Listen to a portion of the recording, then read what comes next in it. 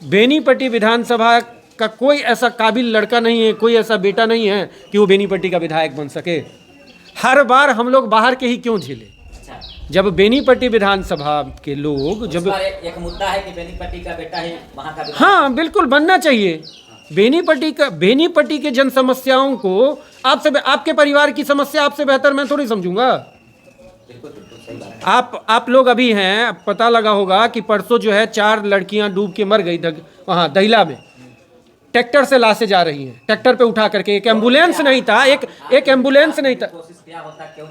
हम देखिए पत्रकार महोदय, आप हमें जो प्रश्न आप पूछ रहे हैं, आप हमें जो प्रश्न पूछ रहे हैं, ये प्रश्न जो पद पे हैं पहले से, जो पद पे पहले से हैं, उनके लिए जायज बनता है। आप हमको अभी कुछ बनाए तो नहीं है, आप हमको बनाइएगा, हम लड़ने के लिए आए हैं, ठीक है। जो एक मोरल जिम्मेवारी होती है स्थानीय लोगों की, उसमें है, तभी तो आपके सामने जब आवाज़ उठा रहे हैं। नहीं तो ये आवाज़ उठाने की भी मुझे क्या आवश्यकता थी? यहाँ मेरा इंटरव्यू चल रहा है, मैं दहिला की बात कर रहा हूँ, ये मेरा मोरल जिम्मेवारी है ना। ये तो मेरा मोरल जिम्मेवारी है कि मैं आपसे बात कर रहा हूँ उस चीज़ पे कि ट्रैक्टर पे लाशों को लेकर के जाया जा रहा है। यहाँ पे स्थानीय, वहाँ पे एमएलसी हैं उसी पंचायत के, यहाँ विधायक जी जो है आकर के बड़ी बड़ी फेंक के जाते हैं, भोज खा करके जाते हैं। वो कहाँ थे अभी तक भाई कि उस चीज़ पे वो बात करे? कोरोना टाइम में आपने देखा बेनीपट्टी के विधायक को कभी, वर्तमान या पूर्व विधायक को देखा बेनीपट्टी में कभी? आप हमारे जैसे ही युवाओं को कहीं ना कहीं अगल बगल में देखे होंगे कि वही रहते हैं, कि वो तत्पर रहते हैं। मैं ये नहीं कहता हूँ कि मैं सब जगह रहता हूँ, मैं एज ए पार्टी कैडर के तौर पे काम कर रहा हूँ। अभी संभावित प्रत्याशी तो हूँ, इसमें कहीं दो मत नहीं है। फॉर्म भी फिलअप हुआ है, बाकी लोग भी अपना लगे हुए हैं।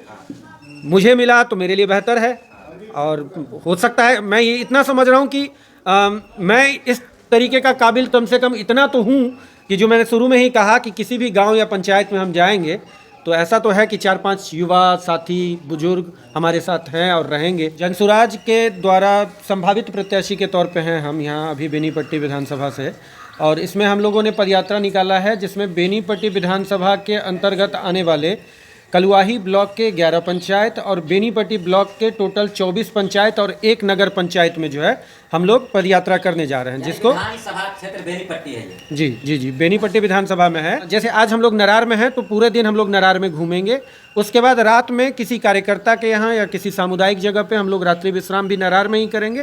फिर अगले दिन कल 9 से 9:30 बजे तक फ्रेश वगैरह होकर के हम लोग दूसरे पंचायत को ऐड करेंगे। उद्देश्य क्या है एक दिन में एक पंचायत जाने? उद्देश्य है इसका, जो बुनियादी चीज़ें होती हैं, बहुत छोटी छोटी समस्याएं हैं क्षेत्र के अंतर्गत जिनको कोई देखने वाला समझने वाला नहीं है, वो बड़ी मुद्दा बन करके नहीं रह गई है। तो सबसे पहले ना हमें पूरे विधानसभा के अंतर्गत हर गांव में जा करके लोगों से मिलना है, वो क्या सोचते हैं, वो लीडर्स के बारे में क्या जानते हैं। और मेरे लिए सबसे ज़्यादा यात्रा ये महत्वपूर्ण है कि लोग मुझे भी जानेंगे, मेरे आचार विचार को भी जानेंगे, मैं लोगों तक बढ़िया से पहुंचूंगा, वहाँ की समस्या क्या है, समस्या का निदान क्या है, इन चीज़ों पे हम लोग संवाद करेंगे। प्रशांत किशोर का स्पष्ट निर्देश है कि लीडर जब तक ज़मीन स्तर पे गांव-गांव में जा कर के लोगों से रूबरू नहीं होंगे, तो हेलीकॉप्टर वाले तो अन्य पार्टी से भी नेता आते हैं कि वो आते हैं पार्टी के नाम पे वोट मांगते हैं, जीत जाते हैं। अभी लोगों के पास क्या है ना, तो ऑप्शन नहीं है। हम बीजेपी को नहीं वोट देंगे इसलिए हम राजद कांग्रेस को वोट करते हैं, हम राजद कांग्रेस को वोट नहीं देंगे इसलिए हम जेडीयू बीजेपी को वोट करते हैं। तो एक तीसरा विकल्प के तौर पर हम लोग रहेंगे, एक मजबूत विकल्प के तौर पर रहेंगे कि आप सही लोगों को चुनिए।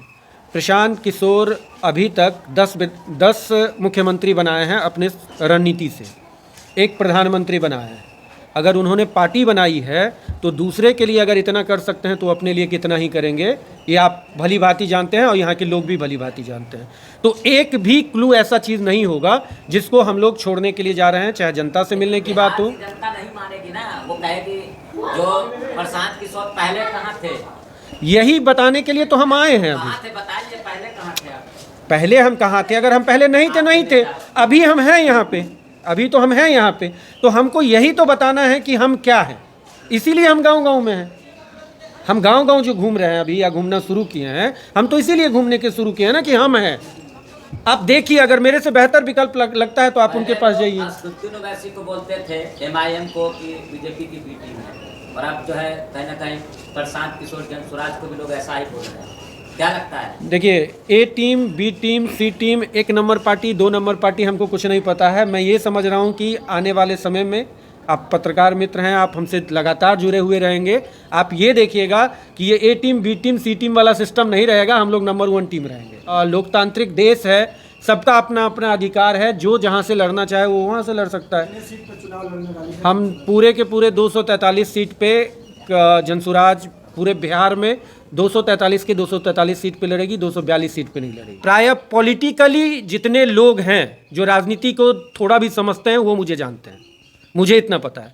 लेकिन आम जनमानस जो किसान खेतों में खेती करते हैं, जो अपनी दुकानदारी चलाते हैं, अपना दुकान करते हैं, अपना छोटा मोटा धंधा करते हैं, घर में रहते हैं या मजदूरी करते हैं, ऐसे लोगों तक जुड़ना और उनसे जुड़ करके जब वो उनके जुबान पे मेरा नाम आएगा, मेरी पार्टी का नाम आएगा, हम लोगों के आपस में चर्चा होगी, ये हमारी जीत होगी।